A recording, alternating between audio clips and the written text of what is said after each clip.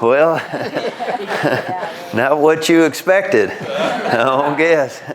And that's not the subject you're expecting, I guess. So I was at Atlanta, Georgia in was it 93, 94, something. I took off from school and the Grateful Dead were playing 3 nights. They had Wednesday, Thursday, and Friday. And Friday was Good Friday. And everybody wanted to get on Good Friday because, they always played well with natural equinoxes, holidays, and amplification. And I couldn't get Good Friday. I only got Wednesday and Thursday. And I went in that Coliseum. And it wasn't sold out. If you can imagine, the Omni was not sold out because on a Wednesday evening. And they had to have known that. Now, you'd only get this if you follow this band. But they came out, and I'm sitting up there in the rafters with other people of like ilk.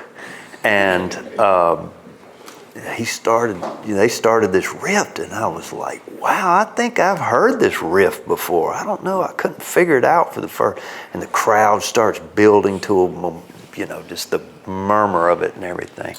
And they turned out to be playing Dark Star, which is super rare, like any Deadhead is in search of them playing that song. They only played it once every few years, whatever.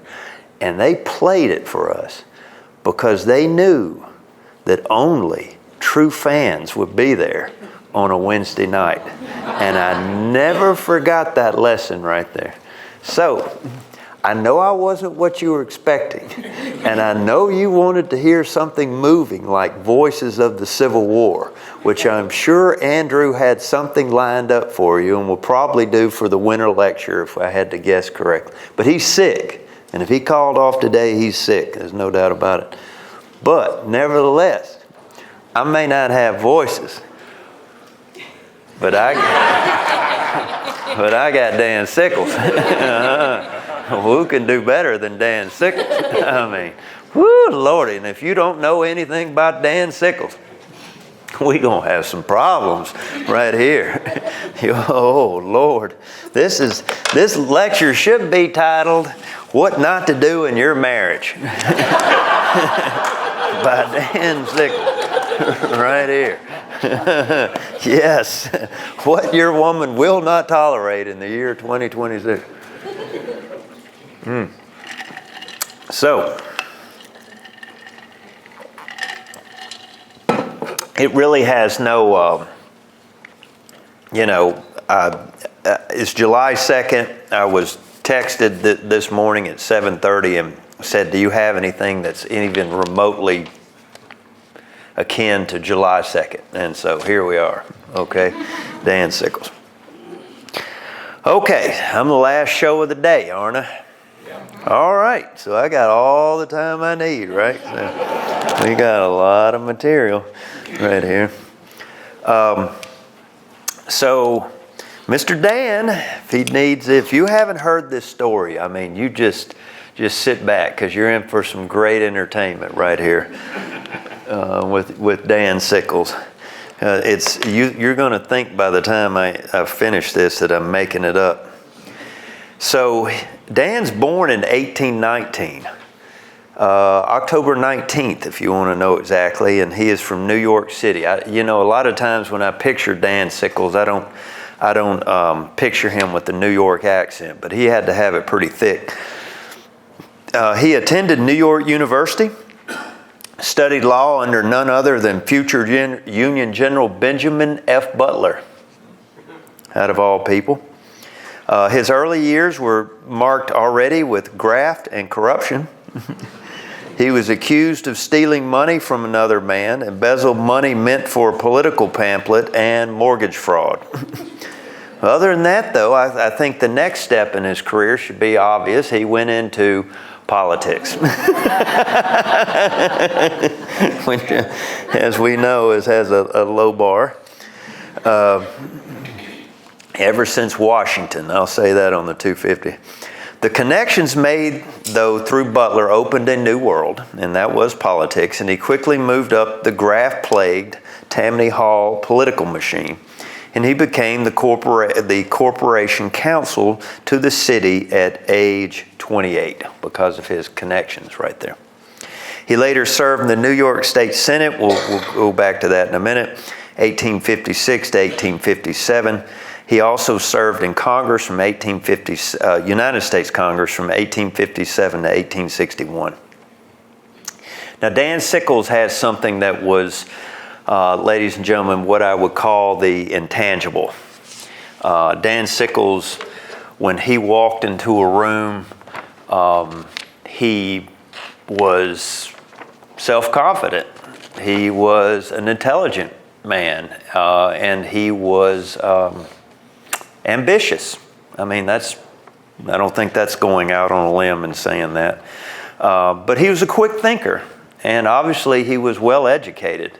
Unlike his father was a millionaire. Even by those terms, or those standards, he was a millionaire. He did not come from any impoverished background or anything. So, I mean, probably his early, even before college, was above average, before they did that. So, he's coming into it, and he gets into he somehow steers left. You've always got that rapscallion. When you go to the family reunion, there's always Cousin Joe sitting in the corner. If he's out of prison, he'll be at the Christmas gathering right there. Well, Sickles, you got one? Sickles lived a fast life. He went through the equivalent of several fortunes during his lifetime. Money meant nothing to him. We'll touch on that a little bit. He also had a passionate love for the ladies. Okay, and I don't think that that's going to be any shocker.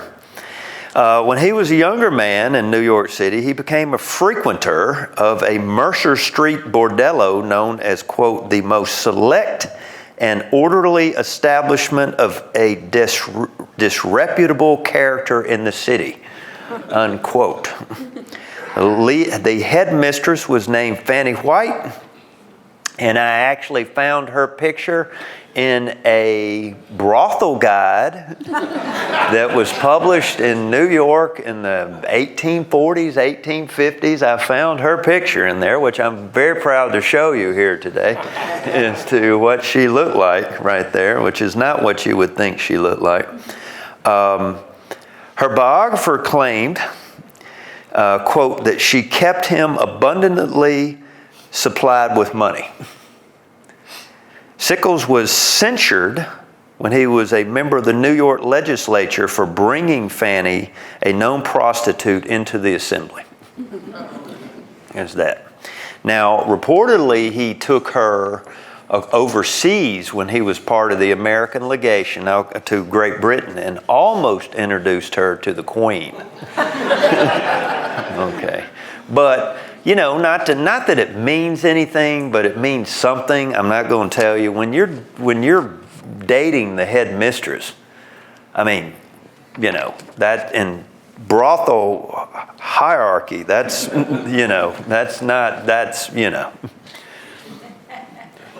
you're out front, okay? You're not in the kitchen, okay? So keep that in mind. Now, Sickles had his eye on another woman, though, actually a teenager. Her name, and I can never pronounce this. I need an Italian person to do this. Italian right there. How do you say that word? Bagoli. Bagoli. Do I say it right? Bagoli. All right. Her name was Teresa Bagoli. And he had met her, I've never heard that pronounced correctly. He had met her while she was a little girl, and he was studying law at the home of her parents. Well, now she had grown up, at least 15 or 16 years of age, if you consider that grown up. And they did at the time. And at 33 years old, Dan Sickles proceeded to impregnate her. They were married by the mayor of New York, show you who he is, in September of 1852. Now, Sickles was a man on the move, though. As I said earlier, he became a part of the American legation, the secretary to James Buchanan at the court of St. James in January of 1853. So he gets married in 52. He's off overseas in 53. He reportedly brought Fanny White with him. As I said, on July 4th of 1854, Sickles' touchy sense of patriotism boiled over when native Bostonian George Peabody gave a dinner to celebrate Anglo-American relations. And Sickles didn't like celebrating the 4th with foreigners, as they say in the South. When he arrived at the party, he found 150 guests, mostly Englishmen. Okay? And so when he got in there, inside the banquet, which was meant for the Queen and, of course, our beloved founder, George Washington, he found 2 oversized, life-size or over-life-size portraits of Queen Victoria and the King at the end of the room. While on the other end of the room, he only found a small portrait of George Washington. Not good. I don't really blame the British. I probably wouldn't have put up a big picture of George Washington either. And to top it all off, the toast to Washington would be given by an Englishman. No. The program had the Star-Spangled Banner and Hail Columbia with lyrics, how would you say, removed, censored, that had all negative references to England. Can you see this coming? Right here. Then the moment came. Peabody rose and delivered the toast after giving a stirring speech for the Queen, who was not present. Gentlemen, and when they did this back then, I learned this when the Civil War veterans would have these reunions. They would have, a lot of times, if you can find where they do the minutes of the meeting, it's a speech and it's a toast, and it's a speech and it's a toast. That was just the way they did it back then. And so Peabody rose to the occasion. He gave a little speech on the Queen, and then at that moment, I forget if it's your left or right foot, but there is a protocol to it. Gentlemen, and with that, everybody rises within the room. You place your left or your right foot upon the chair, and you hold up your glass. The Queen. And everybody raises their glass, maybe a here or something, and you take a toast in honor of the Queen. Well, the whole room stood up, except Dan Sickles. And that became, ladies and gentlemen, an international sensation. Sensation in America and a near riot in England at the insult of it. And guess what? Just like in a baseball game, you're out of here. And they tossed him out of here, okay? And Sickles is promptly removed from the scene.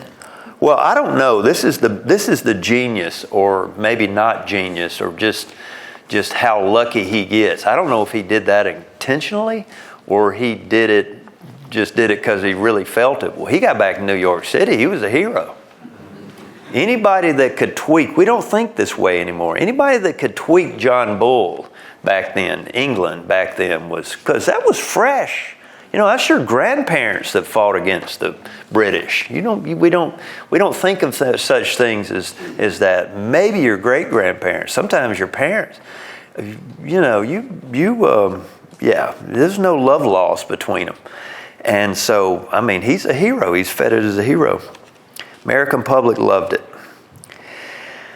Sickles, having served 2 years as the legation secretary, being up, I bet it was, he returned shortly thereafter. And there he would campaign for a guy by the name of James Buchanan for the White House. And while also winning himself a seat in the House of Representatives. While in Washington, Sickles kept long hours. As I told you, he already had a lot of company with him when he went to England. Well, he came back, and I guess he had to remember he was still married, all right? So he comes back, and he's gone a lot, probably on official business and unofficial business.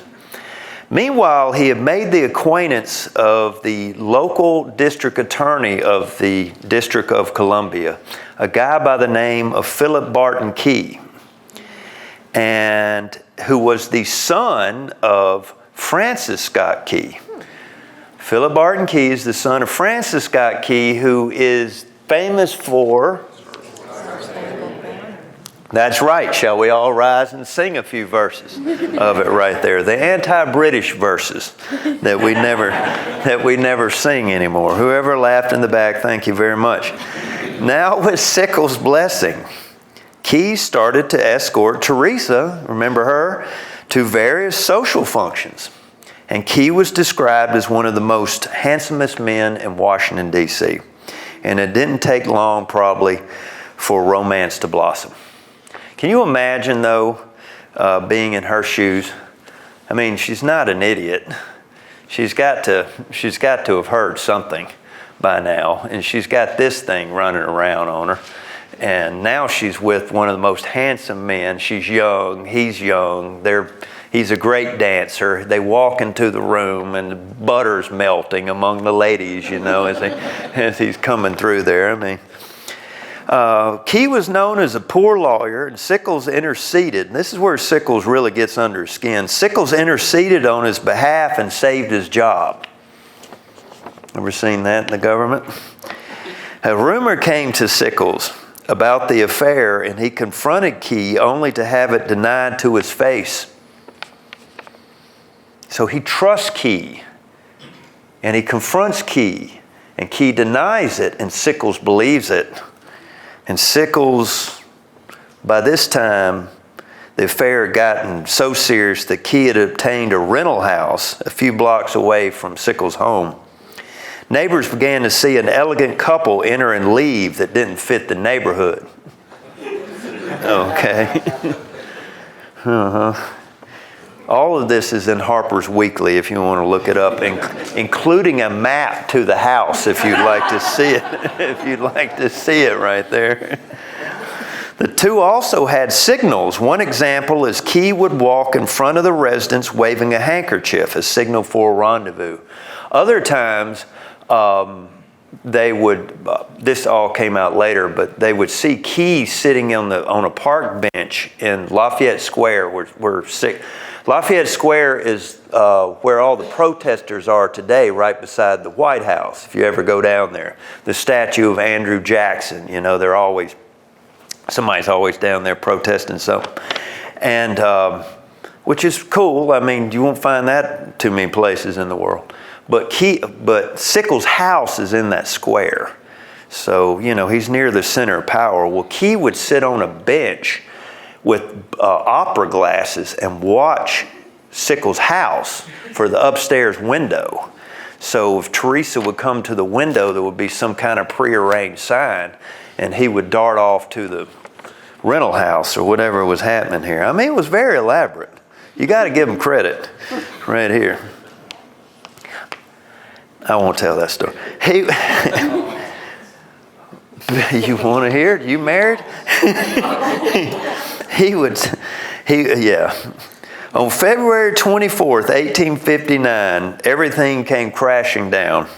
Sickles received an anonymous note saying that an affair was going on. 2 days later, he extracted a written confession. Check the lawyer out here. He extracted a written confession out of Teresa with all the tawdry details. Okay? And unaware of what had happened, the next day, February 25th, guess who shows up in front of Dan Sickles' house? The last person that needed to be there. Right there. He'd done gone to the well one too many times. Now, you like that, huh? Key approached Sickles' home waving a handkerchief. Sickles was upstairs and saw Key. That villain has just passed my house. My God, this is horrible.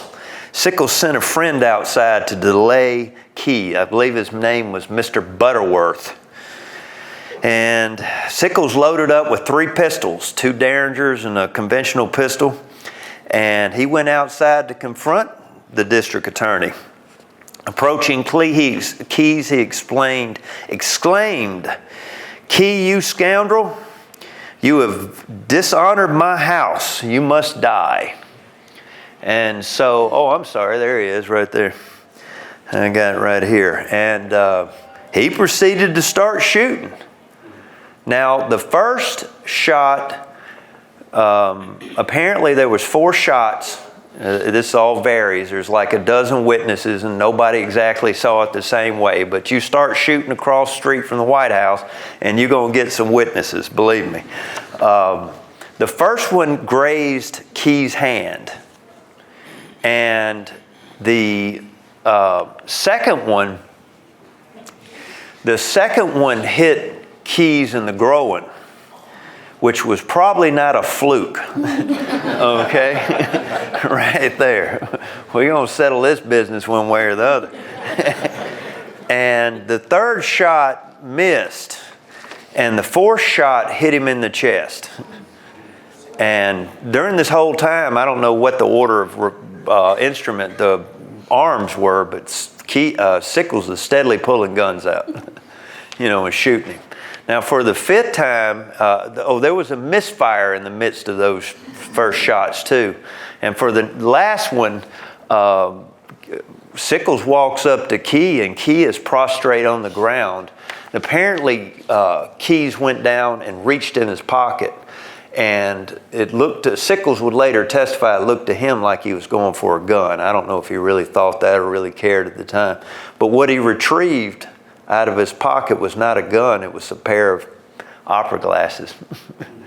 And he threw them at Sickles, and half-heartedly. I bet he was in a lot of pain. And Sickles walks up to him while he's there, takes the pistol out, points it at his head, and pulls the trigger. Oh, you hadn't heard the best part. Misfire. Yeah. Then there was some toilet paper needed. All right. So somebody tackled him by this time, and before he could get off another shot and give him the coup de grace. But the coup de grace was already given. The bullet had lodged next to his, right underneath his heart, and went into his spine. And I forget how many hours he would linger, but he will eventually die. Key will eventually die. Sickles will go on trial. It will take a while. They will assemble, just like OJ for the 19th century. Well, I mean, compare it to our own lifetime. For who did OJ have? He had the dream team defense lawyers, and Dan Sickles had the same thing, and which included Edwin Stanton, future Secretary of War under President Lincoln, and one of the foremost legal minds in the country. So they get up there, and probably, everything came out. Teresa's confession was actually suppressed for you lawyers in the crowd today. They suppressed the confession, but somehow the confession got leaked anyway. How did that happen? I don't know. All right? And so, and it probably didn't hurt Sickles that the president showed up and shook his hand in front of the jury.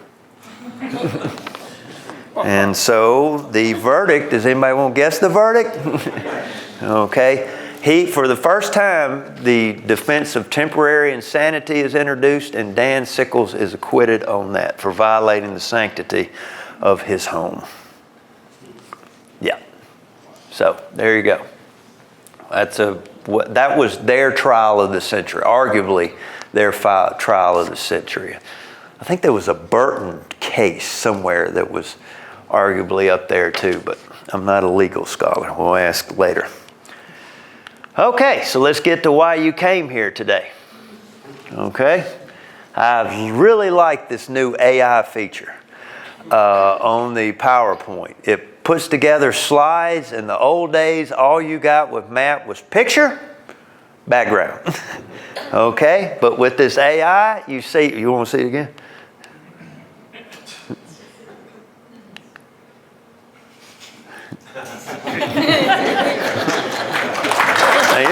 Thank you very much. Matt Caller is jealous. He wants to hire me for his new company. And I can't do it. I'm a little booked up right now. Can't do it. Make me some money, Matt. I don't think Hank done it this way. He received a commission as Brigadier General of Volunteers on September 3rd of 1861. That's key to understanding how we get to Gettysburg. Sickles actually organized the New York City militias into a brigade, not a regiment. A regiment is 1,000 men. A brigade is 4 regiments of 4,000 men. There was that many militias, if you can imagine that, in New York City today. And he organized them together. And therefore, the point is, he didn't get an eagle, people. He got a star. How'd you like to start your military career as a general? I mean, how many people do that? And that brigade that he raised became known as the Excelsior Brigade. A lot of you have visited the monument on this battlefield. Now, the other thing that Sickles did, which you have to give him credit for, is it took several months for these New Yorkers. The United States government was not taking everybody at once. They didn't want any more men than they had to suppress the rebellion. It's not like what we think here at Gettysburg.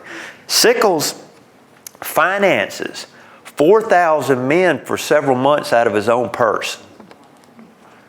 And, he is it's the same as today. New York politically still leans Democrat. And Abraham Lincoln was right, these are not trick questions. Well, what president, no, I can't talk about that. Can you say the word Democrat or Republican? I don't know. Is those dirty words? I don't know right there. All the youngsters in the back thinking, no, he just talked politics. What president of any era wouldn't support bipartisan support? What president wouldn't want that ideally? And Abraham Lincoln did too. He is human, ladies and gentlemen, okay?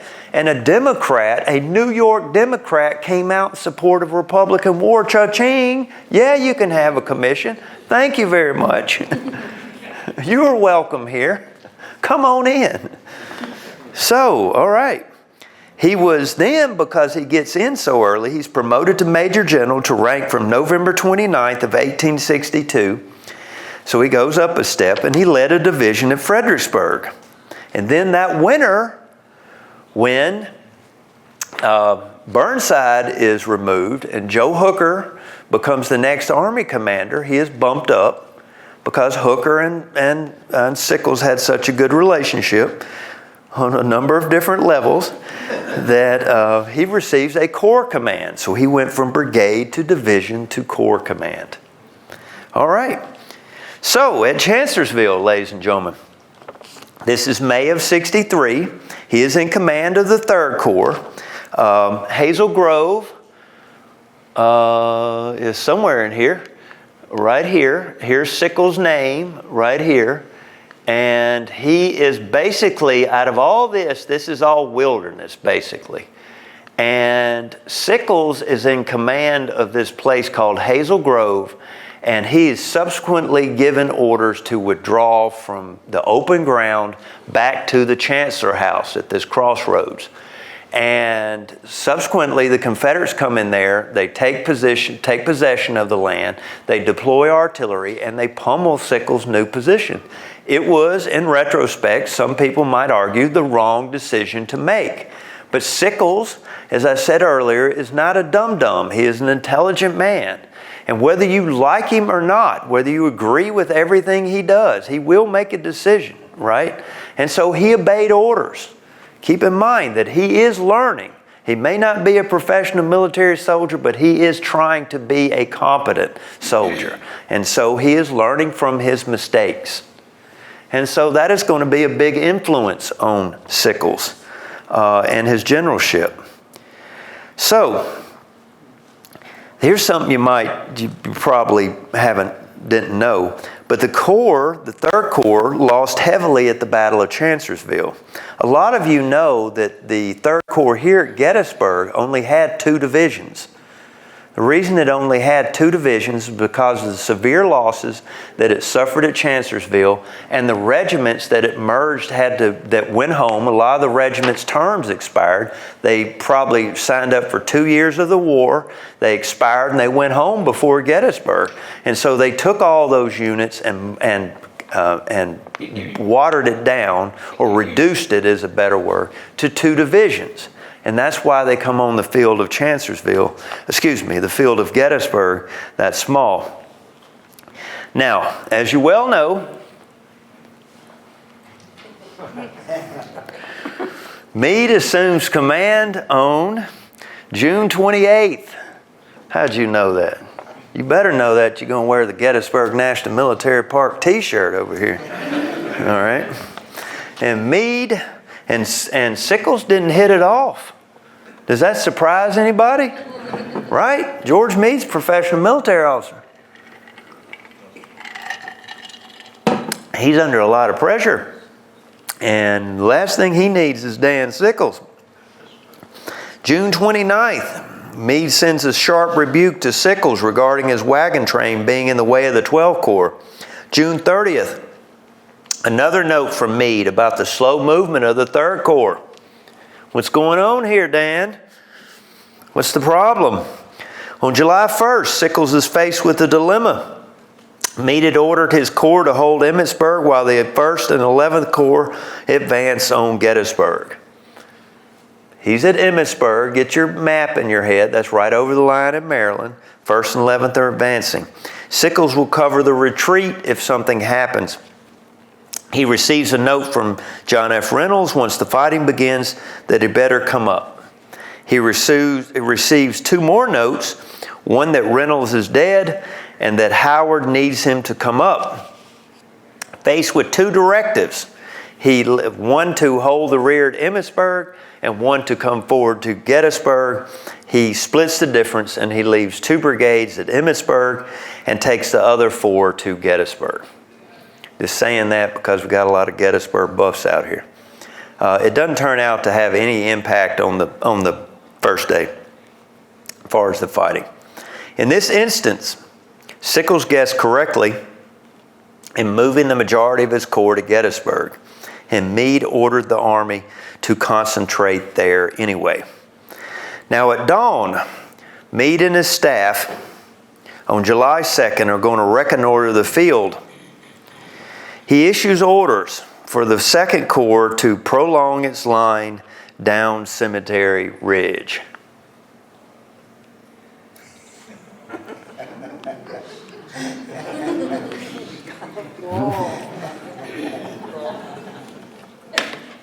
That's right.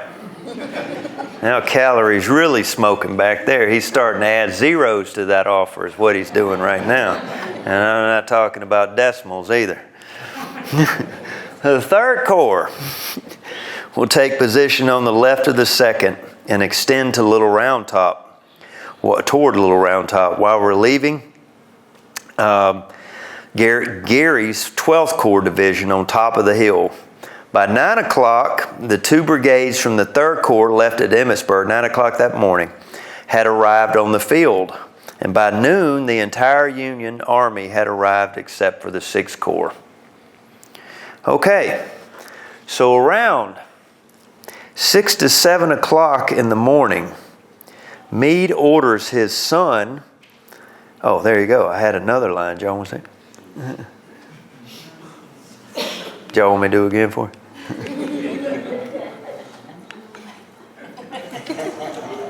Yeah, you should write your congressman. Right here. So around 6 or 7 o'clock in the morning, ladies and gentlemen, George Meade is going to send his son, staff officer, and he's going to say to him, George, you just ride down to General Sickles, explain to him where my headquarters are, and ask if his troops are in position yet and what he has to report. George Jr. did just that, and he found Sickles in a tent about a half mile from the Leicester house on Tawnytown Road. After repeating his instructions, Sickles stated that his corps was not yet in position because he was not sure where to place his men. This is 6 or 7 o'clock in the morning. I want to throw out some trivia for you, though, while I have it. The great thing about, if I can take a tangent right here, the great thing about working at Gettysburg, working here at Gettysburg National Military Park, especially in the summer, is the youngsters come in. I call them the youngsters now. The college kids come in, and they're fresh energy, and they come in and they're researching topics that I thought I had researched years ago and have, but there's always something. You can never retain everything. I don't know if I ever knew this, if I ever knew it at all. So Chris Busby, who is one of our new seasonals right here, in fact, we're going to invite him in right now to give you a brief presentation on George Jr. Why don't we invite him in? Chris, why don't you come in and say a few words to the crowd about George Jr. right here? Come on in.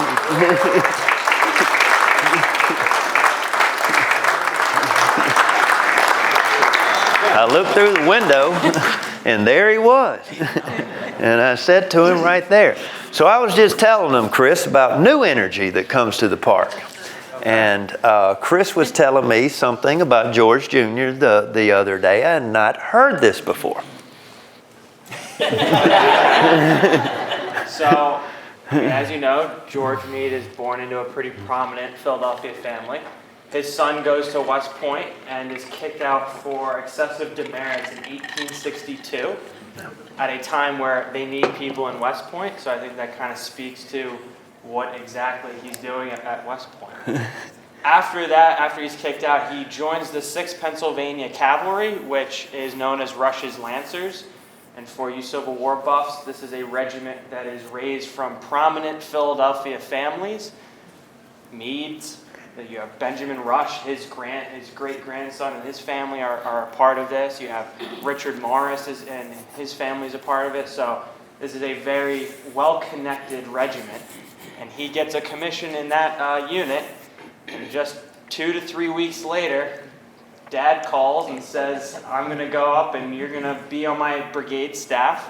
And he will remain his chief of staff / secretary for the rest of George Meade's life.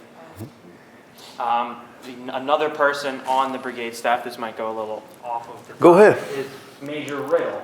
And the Riddle family has some interesting connections to Philadelphia and Pittsburgh as well. Major Riddle is famous because he is on Reynolds' staff here at Gettysburg. And so what happens is he is originally on Meade's staff as a brigade commander, and then as Meade rises through the ranks, he stays, and then eventually he is put into Reynolds' staff for the 1st Corps at Gettysburg. And then when Reynolds is killed, he is going to revert back to the Army of the Potomac. And there is a famous picture in 1864 with Meade's staff officers, the young staff officers, all together. And George Jr. and Major Riddle are sitting next to each other in a very, friendly position, surrounded by the rest of that staff.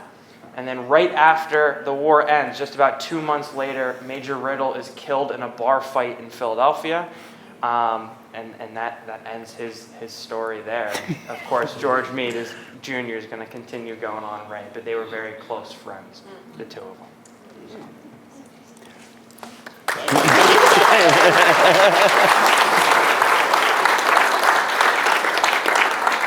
I should have stood by Chris so the microphone could have, I didn't think about it, the microphone could pick him up. Did you pick him up? All right, we're cool. Back Is that there. your original research? According to my original research, that was what George Jr. was doing right there. But that's the type of energy we get. People come in. He just walked in my office the other day and sat down and told me that story. And I'm like, really? I didn't know that. How about that? Whoever studied the sun? It's like, wow, that's cool. He'll make whatever Chris Busby does, he'll be good at it. He's got one of those, he got a good head. He retains stuff very easily.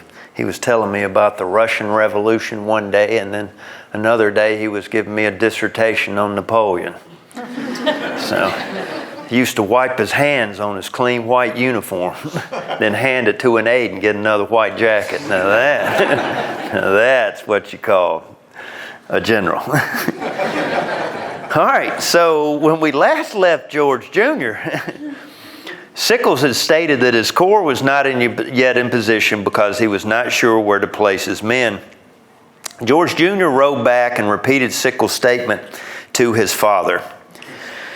Meade sent his son back with orders that, quote, he is to go into position on the left of the Second Corps, that his right is to rest on Hancock's left, that he is to occupy the general line held by General Geary the night before, and also to say to him that it is of the utmost importance that his troops should be in position as soon as possible. End of quote. Upon informing Sickles, the Third Corps commander responded that Geary's division had occupied no discernible position. Sickles stated, however, that he was moving. So around 7 o'clock, Sickles extended his line from the left of the Second Corps to the base of Little Round Top. He did not actually deploy his corps. He actually kept the brigades in what was called columns of regiments. So when you're in column of regiments, you're not in a battle formation, a parallel, if you want to call that. You're in perpendicular, you're in column. If this is the front, if you're toward the front. So why do you do that? If you had a regiment here, regiment here, regiment here, you're all facing like this. Well, you're in columns of 4. So if you need to move forward quickly, you're in column, and then you can deploy in a battle line. That just quickens the deployment process without deploying and having to reverse it and go down there. So anyway, but the big thing is he doesn't deploy. So around 11 o'clock, Sickles rode to Meade's headquarters. And stated that he still did not know exactly where his corps was to be posted. Meade repeated the instructions and even pointed toward Little Round Top. Next time you're at the Leicester House, do that. It's kind of there, you know. Sickles, it's a great view, you know. Lydia really knew what she was doing when she bought that property. I'm going to have a fine view.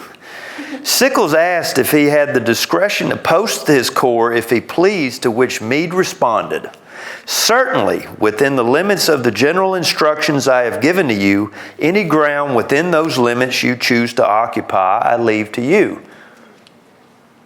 Okay? Well, how do you misinterpret that? All right, well, let's go back to the beginning of what I think is happening here. Is Dan Sickles a professional military officer? What does he do for a living? He's a lawyer. That's right.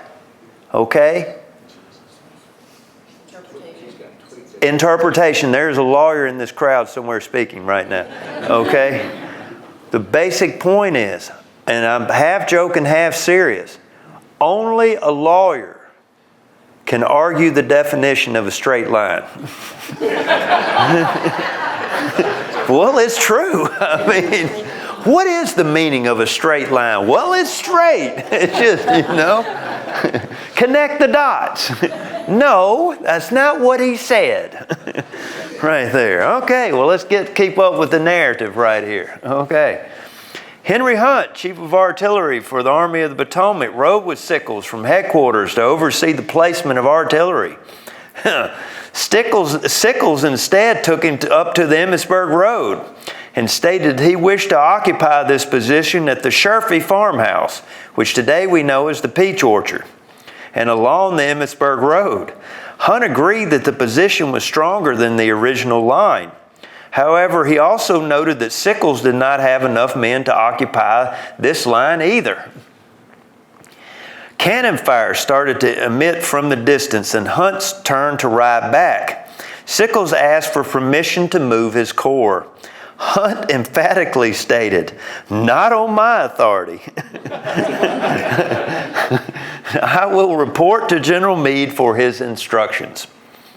Afterwards, Sickles sent out a reconnaissance to the woods. Did you ever wonder why there are Union monuments on the Confederate side, on West Confederate Avenue, on Seminary Ridge? Why is there Union monuments on the Confederate side? Ladies and gentlemen, that is Sickles' reconnaissance. That's why those monuments are in the woods. He sends the reconnaissance forward. That's going to be companies D, E, F, and I, the United States Sharpshooters, along with the 3rd Maine Regiment, not to be confused with the 20th right there. And they entered the woods, and guess what they did?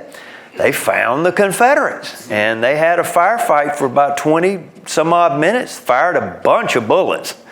I mean, they even recorded, one of those histories records how many they fired, and it was a lot. And then they come tumbling out of there. And this is getting into my opinion, all right? When they come tumbling out of those woods and they come running back, what are they reporting to Dan Sickles? They are reporting that, to me, beyond a doubt, that the Confederates are moving into position. But if you place yourself in the shoes of Dan Sickles, and I'm sitting down there, somewhere down there by the Pennsylvania Monument, and I'm looking up at the ground I want to occupy, in my opinion, if I was in Sickles' shoes, I would be thinking, I'm about to lose the opportunity to occupy this high ground, which I can consider to be the key to this position, or at least in this area right here. And I think, in my opinion, that Sickles, in his opinion, has run out of time. But all of this is my opinion. And why is it my opinion? Because Dan Sickles, let's review, people. Dan Sickles does what for a living? That's right. And does a lawyer ever admit anything? No. They do not admit anything. All right? So I am left to guess this is actually what the truth is. But that brings up the question, what is the truth? If a straight line is not a straight line, then what is the truth here? I do not know. Okay. So I think that Sickles thinks that he's out of time. But I have no proof of that because Sickles never admits any. No, he's not going to admit. No, he was trained too well.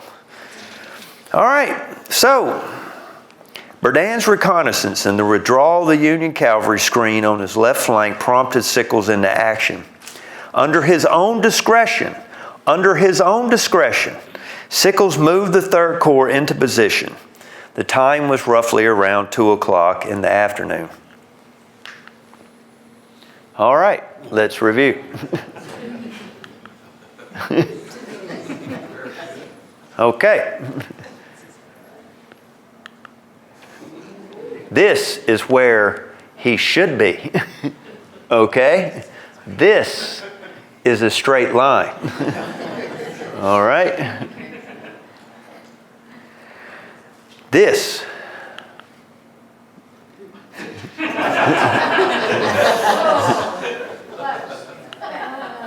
is his idea of a straight line. Okay? Right? Do you understand? Right? Everybody's laughing except the lawyers. Because it's perfectly acceptable to the lawyers. Oh yeah, it's a straight line. Oh yeah. Birney's division occupied the left with the flank in Devil's Den and extending toward the Peach Orchard. That's where the center of the V is.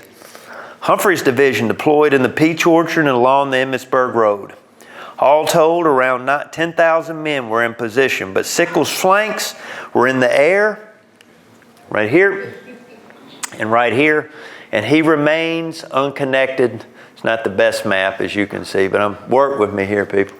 He has become disconnected from the rest of the Union Army.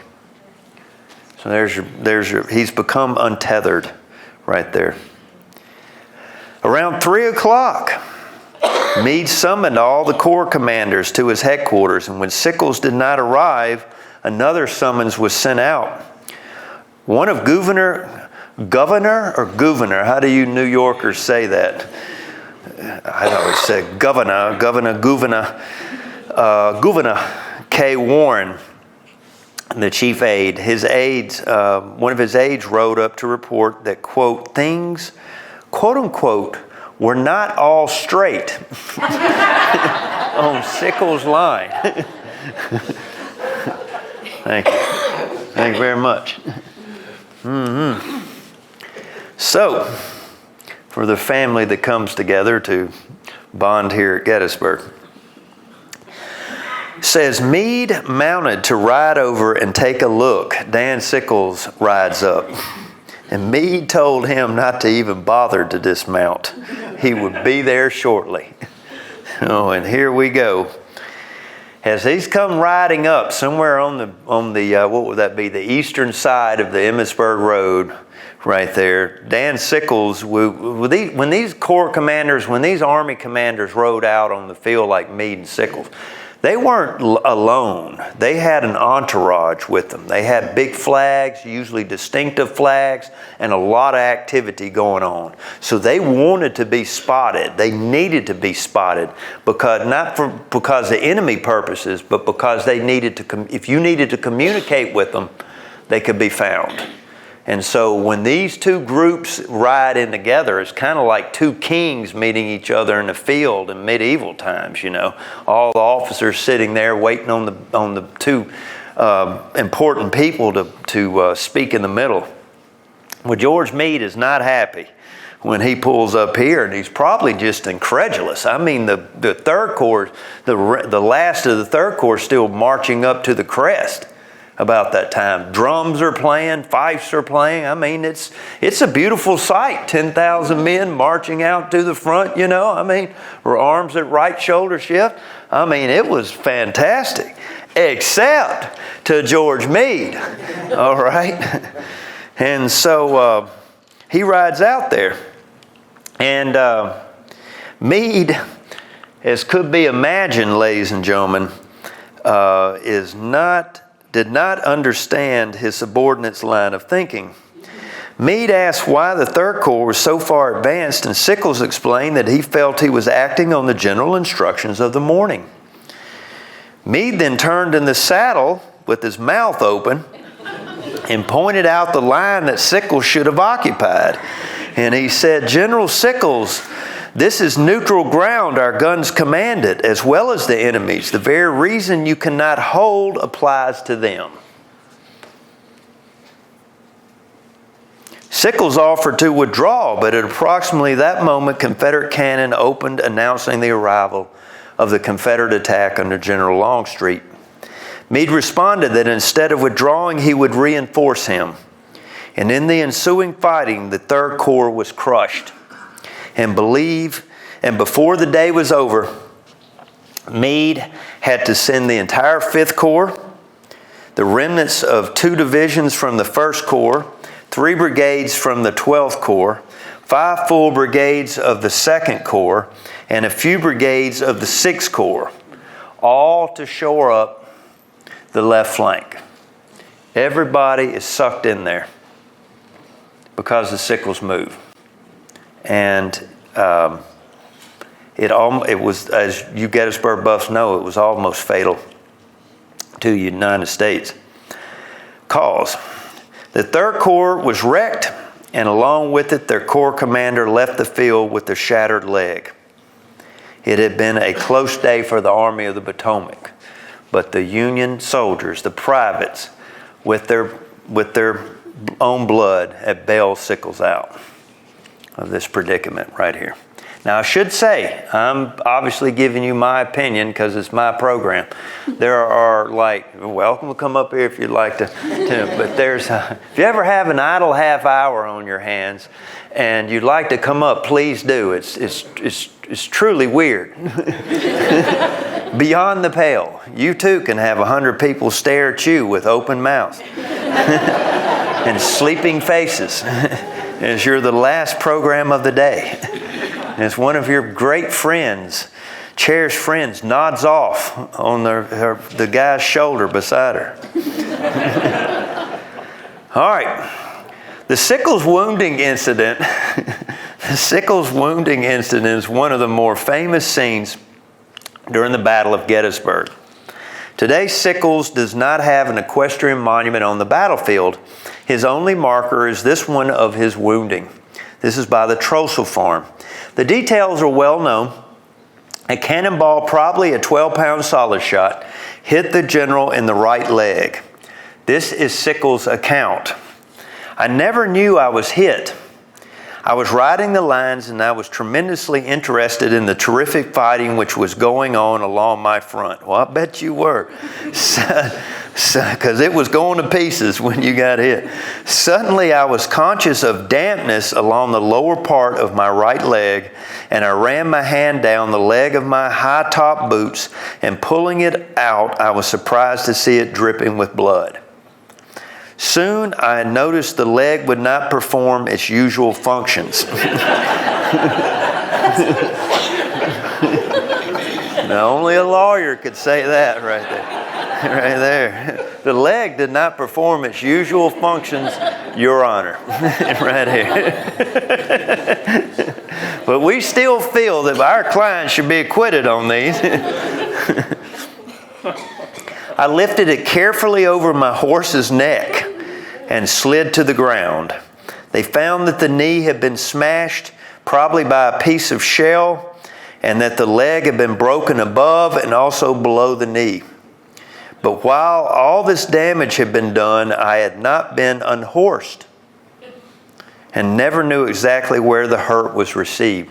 So I won't go into imitating sitting on a horse while I'm standing in front of you right here. But needless to say, if he wasn't unhorsed, ladies and gentlemen, if he wasn't unhorsed, I'm going to move my right leg if you don't mind, because it is properly functioning right now.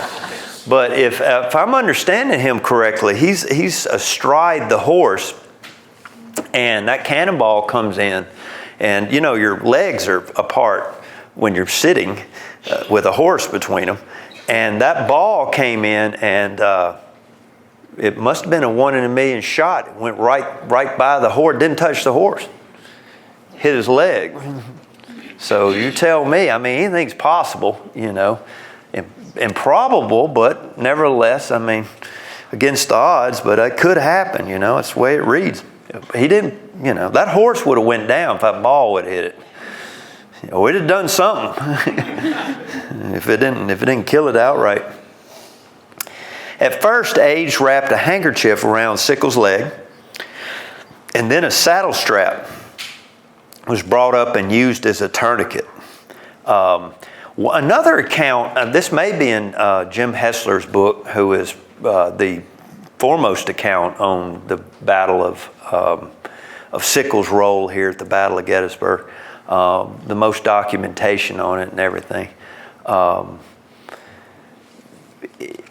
I believe I read this in his book, that there's another account where Sickles was actually, unlike what he writes here, he's actually panicking when he's going on. He was hollering for somebody to get a tourniquet on, tie it off, because you can imagine how much blood's coming out of that thing if it's shattered like that, you know. So, you know, Sickles is human, what I'm telling you, and I would believe he'd be hollering. Okay, so as he goes off, you may or may not believe this, but at least according to some account, or at least one account, Sickles is carried off on a stretcher. And at some point, the soldiers start whispering he's dead. And so, because he's got his hat over his head, over his face, I should say, as he's being gone off, and Sickles stops the stretcher, has one of his aides put it down, or maybe they're still holding it, but they're stationary. And Sickles has his aides help prop him up on his elbows, and somebody lights him a cigar. Women cannot understand this at all, can they, ma'am? No, they do not understand this at all, the infatuation with the cigar. I don't either. I can't stand them. But anyway, he leaves the field smoking. Now, for your 250th anniversary of your country, if you get your leg blown off, that's the way you need to leave. That's the way it does in America. You're darn right. Well, if you're going to do cigarettes, make sure it's filterless. Right there. I'm going to have have no filters in your mouth when you're being towed off the field right there. Right there. Okay. Y'all are a good crowd. I like y'all. I should get more late plugs for this, right? So, later that evening, his leg is amputated on a farm located near the present-day shopping outlets on the Baltimore Pike. I won't make that joke. Sickles will have the leg preserved in a cask of alcohol and brought with him. Now it really gets weird. Yes, ma'am? No? Yes. Okay. Right there. She's having the best time up here. Came to support her husband and got a leg amputation. Being a politician and knowing the power and symbolism of a lost limb, he donates the leg to the Army Medical Museum. That's charity. That is charity.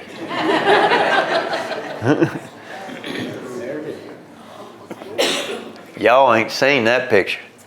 Caller ain't got that picture on his show. Right there. I'm going to start my own podcast. Run everybody out of town. I'm going to be living in Fairfield. Big house. Big house. Probably buy that shabby one sitting next door. Might have his car in it.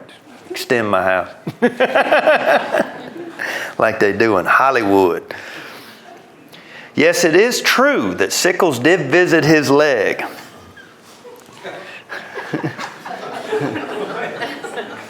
I love people that have never heard this story. I can tell who you are looking out in this crowd. Y'all like, whoa, it's unbelievable.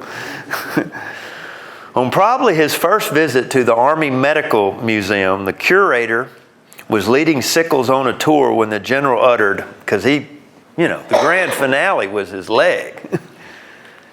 And he said, "Tis, tis, oh yes, yes, but let us come to my leg." When the curator legged Sickles to the exhibit, the general retorted, "Where's my foot?" What have you done? What have you done? What have you done with my foot? What have you done with my foot? That should have been shown too. When the curator tried to explain that the foot was not really necessary for the exhibit, Sickles, quote, became very angry. You couples remember this next time y'all are fighting. Remember this. Became very angry and anathematized. That's what you do to your spouse. You anathematize them, okay? Became very angry and anathematized the museum very freely. Well, if your leg's on display, then you could anathematize it too. All right, so, yeah. Sickles was later asked why he got so upset about that. And he said because his leg was an old friend of his. And he wished to make a walking stick out of it. Which is a joke on his part. Okay, so there he is. Sickles recuperated in Washington, and according to his staff officer, quote, certainly got his side of Gettysburg well into President Lincoln's mind. In October of 1863, Sickles met Meade at Fairfax Station, Virginia, to ask for his old command back. Meade refused, citing the example of Confederate General Richard S. Ewell and his recuperation. Sickles was enraged. I looked over there and I thought it was Chris, the other Chris, and I thought, oh Lord, I got 3 pages left, and he's standing there. Sickles was enraged by the whole thing. Furthermore, Meade filed his official report that month, and in a magnanimous gesture stated that Sickles, quote, had not fully apprehended the instructions in regard to the position to be occupied. That's charitable. Sickles was not amused by that either. The lack of a command and the censure for his actions made Sickles a prime ally in the quest of the Joint Committee of the Conduct of the War. The committee, led by Senators Benjamin Wade and Senators Zachariah Chandler, wanted Meade usurped for Hooker, who they felt were more in line with their views.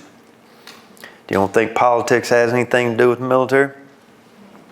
Sickles was the first witness called before the Joint Committee. He detailed his roles in the campaign and stated that he did not receive any orders specifying where he should deploy on July 2nd. You believe that? He felt that Meade had ignored the signs that the enemy was about to attack on the left, and so he moved forward on his own initiative.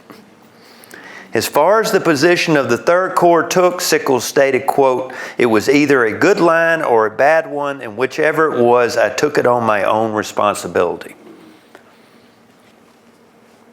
Take responsibility, I give him that. He defended his actions because the Third Corps occupied commanding ground, thus denying the enemy. He further stated that he succeeded in getting in position, quote, "on Round Top and along the commanding ridge to which I have referred, and these positions were firmly held by the Third Corps." Yeah. Yeah, that looks like it.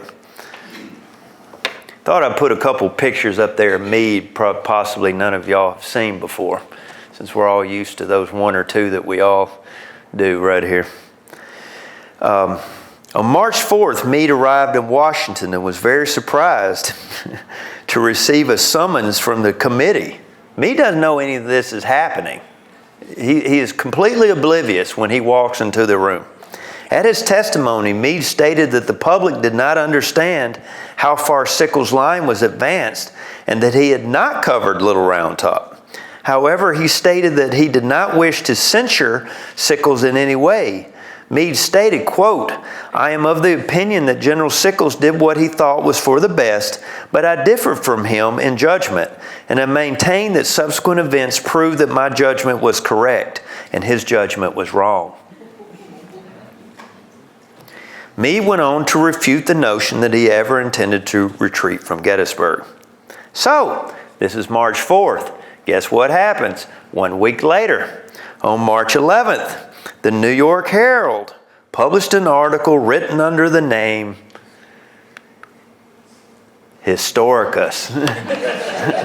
And whoever Historicus is happens to know quite a lot about Dan Sickles and his thought process, if that's true. This author, who Meade thought was Sickles himself, basically reiterated what Sickles had said before the committee. H also slandered, as he signed the article, certain units of the Fifth Corps and their performance. Although Meade wished to respond, he did not, but several members of the Fifth Corps did. This set off a tit for tat in which H, as it was signed, wrote another article stating that since Sickles had not been removed, he must have been right. He also called for the removal, the second letter also called for the removal of Meade. The start of the Overland Campaign of 1864 drew to close the controversy surrounding Sickles and his movement at Gettysburg. However, the debate would rage again through the post-war years. In speeches, articles, and conversations, Sickles never admitted that he made any mistakes at Gettysburg. His defense rested on 4 points. In the post-war years, Sickles declared on numerous occasions that he never received any orders on how to post his corps. What he did admit receiving an order, he stated that the order was too vague and he had to use his own judgment on the position to occupy. Number 2, the Peach Orchard line must be occupied because it dominated the original line drawn out for Sickles. If the enemy occupied the high ground, his position would become untenable. Furthermore, the Third Corps was too weak to occupy the original line as drawn out. Number 3, Birney's reconnaissance revealed Longstreet's men moving into position to attack. Sickles' occupation of the Peach Orchard line thwarted the planned Confederate flank attack and instead resulted in a frontal assault. The move also allowed time for Meade to bring up reinforcements to meet the threat. Number 4, Sickles' move stopped a pending Union retreat and forced George Meade to fight at Gettysburg. Sickles relied heavily on the Pike Creek Circular, which you can look that up, and the withdrawal contingency plan drawn up by Chief of Staff Daniel Butterfield. As far as Meade was concerned, throughout the post-war controversies, you ever seen that one before? He would remain silent. In 1870, Colonel George Benedict, editor of the Burlington Free Press, wrote Meade about his alleged plans to retreat from Gettysburg. Meade responded, but requested his letter to remain private. This was done until after Meade's death and the controversy surfaced again. In the letter, Meade stated that Sickles and Butterfield had, quote, unquote, distorted history for their purposes. Furthermore, Meade stated that when he wrote his report, he truly believed that Sickles had misunderstood the original orders. However, he stated that he had spoken with General Gary, the division commander who Sickles was supposed to relieve on Little Round Top since the war. And Gary recalled that he waited some time for Sickles' men to relieve him, and when none appeared, sent a staff officer to Sickles to reiterate the importance of occupying Little Round Top. Sickles' response was that he would attend to it, quote unquote, in due time. This, to me, was the key point, that Sickles knew of Gary's position but failed to carry out his instructions. How am I doing? After the war. So y'all can make up your own mind about what they should or should not have done right there. That is one of the most controversial acts of the Battle of Gettysburg. Dan Sickles' move on July 2nd, 1863. How many years has it been this year since the Battle of Gettysburg? 163 years on this anniversary, and we're still debating that today. After the war, Gettysburg continued to be one of the passionate things in Sickles' life. In 1886, he was named chairman of the New York Monuments Commission. In 1891, at the dedication of the 42nd New York Monument, he made an impassioned plea that the sacred battlefield be preserved, and he vowed in true Sickles fashion to do something about it. In 1893, he won election to Congress at age 74 for one term. While there, he pushed through with irresistible energy a bill to preserve the land that made him famous or infamous, as the case may be. He made best friends with his former foe, General James Longstreet.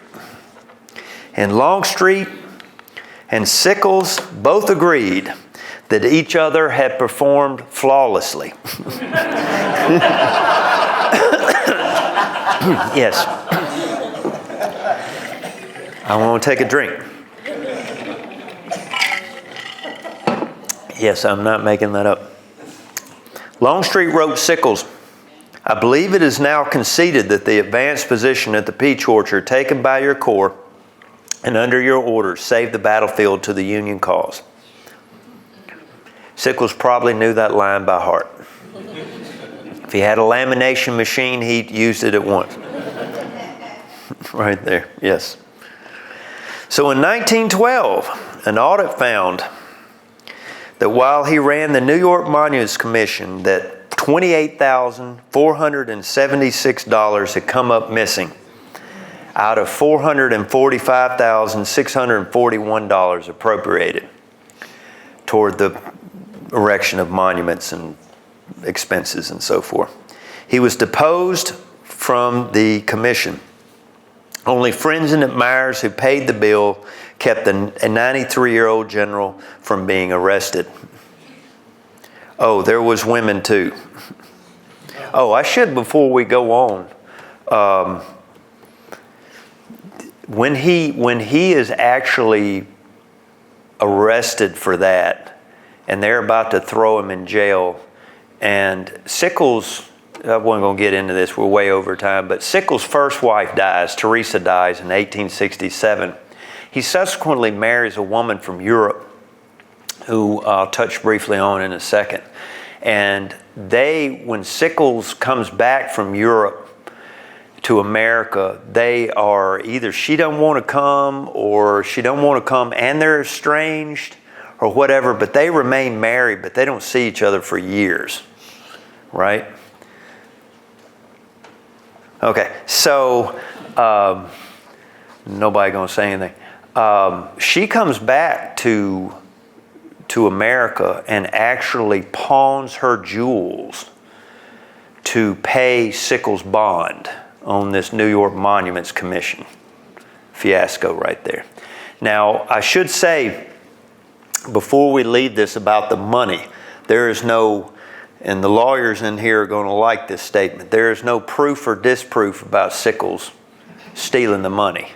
I went to research that in New York to ask them, to go through the receipts and see where it was missing from. And there was a mysterious fire in Albany. But that burned every state record. I'm not saying that's related to Dan Sickles. Pick your prime suspect in New York, okay? Who lit that fire? Oh boy.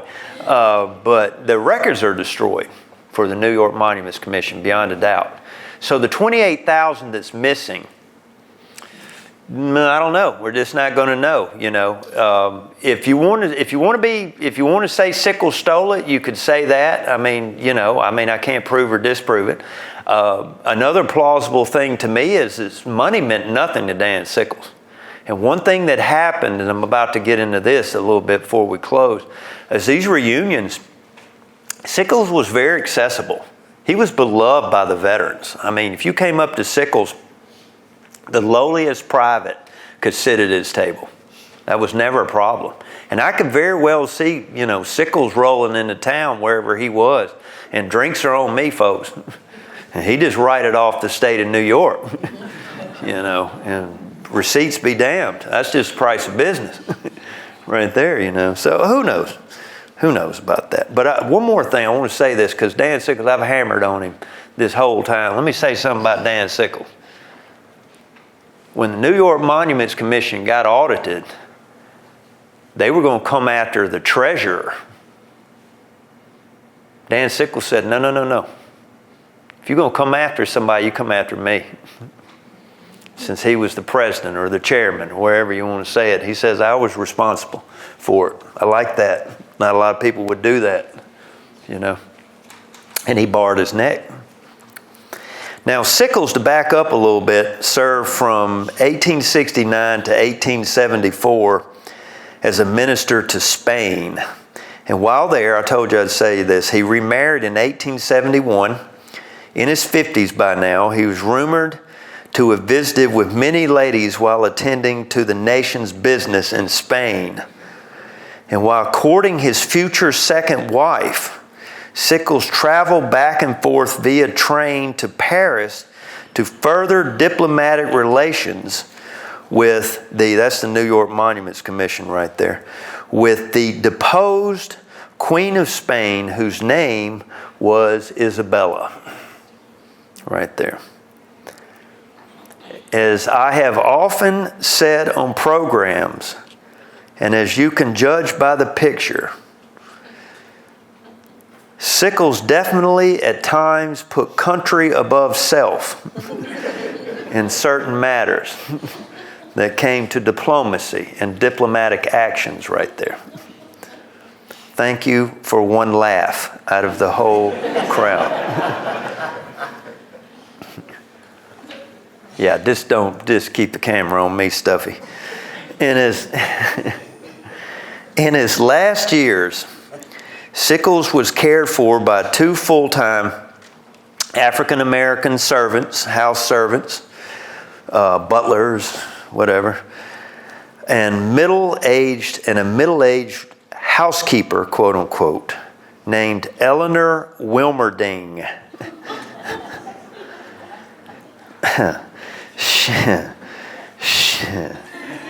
She was probably staunchly loyal to the general. However, as was true with all women, Sickles did not reciprocate. His personal cook later told a biographer that he saw many articles of personal women's clothing, gloves, stockings, etc., jewelry, in a drawer inside of his bedroom when he died. Right there. Mementos or trinkets, gifts, so forth. But anyway, when the second wife, to back up and to close this off, and we got to get near the closing time right here because I catch y'all long enough. When his second wife returned from Europe and wanted to reconcile with the general, the one that pawned her jewels to pay his bond, she said, "I'd like to get back with you, Dan, but Mrs. Wilmerding has got to go." And 90-something-year-old Dan Sickles proceeded to tell Mrs. Sickles that he would be the master of his house and that as far as he's concerned, Mrs. Wilmerding would be staying. And so you think tabloids are a new thing, right here. All this played out in the New York newspapers. And she took a suite a couple blocks down the house from his Fifth Avenue mansion. And it was Wilmerding and Sickles in the mansion and Mrs. Sickles over here in the hotel. And she's being interviewed by these newspaper reporters. She goes, "He's just a stubborn old fool." But Mrs. Wilmerding is the one that's here at Gettysburg. That's what you need to know. All right. That's the way it's done. In closing, in 1913, Sickles and Mrs. Wilmerding attended a veterans reunion in Gettysburg. That's the Rogers house, by the way, that they're standing beside. That house burned to the ground. It was on Emmitsburg Road. There's only a plaque for it here today out there, but you can find a sign for it. And that's him sitting in the front yard. Surrounded by members of his old corps, he watched a reenactment of Pickett's charge by the veterans themselves in 1913. It would be his last trip to Gettysburg. On May 3rd, 1914, Sickles passes away in New York City. He was 94 years old. One thing was certain. The Gettysburg event was the defining moment in Sickles' life. He still is remembered for this one move in the Battle of Gettysburg. And as he once said when he was asked why he didn't have a monument here, Sickles reportedly retorted, "The whole damn battlefield is my monument." Alas, he is more ways than one why we are here today. Thank you all very much.